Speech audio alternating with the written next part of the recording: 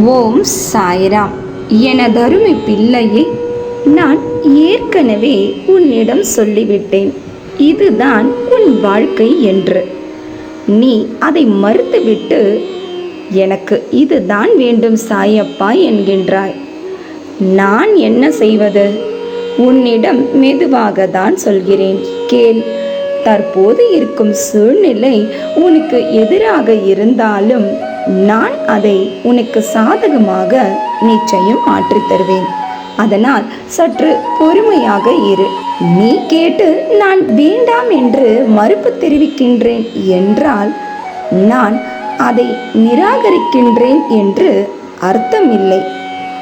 மாறாக உன்னை அதற்காக தயார்படுத்த, உன் மனதை பக்குவப்படுத்தவும், திசை திருப்புவதற்கான முயற்சியாகும். பிறருக்கு உண்மையாகவும் நல்லவனாகவும் இருக்க முயற்சிப்பதை விடுத்து உனது மனசாட்சியை மதித்து உனக்கு உண்மையாக வாழ்.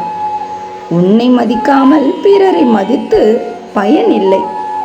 உதாரணத்திற்கு, நீ யாருக்காவது ஒரு வேலை செய்து கொடுத்தால் அதற்கான ஊதியம் என்னவோ அதனை சரியாக அவர்களிடம் இருந்து பெற்றுவிடு.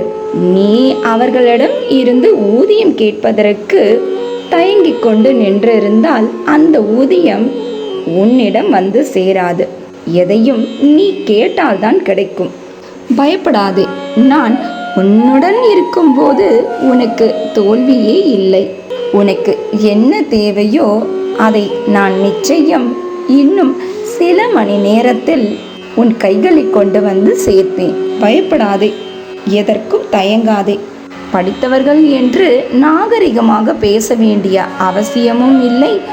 படிக்காதவர்கள் என்று அநாகரிகமாக பேச வேண்டியதும் கூடாது.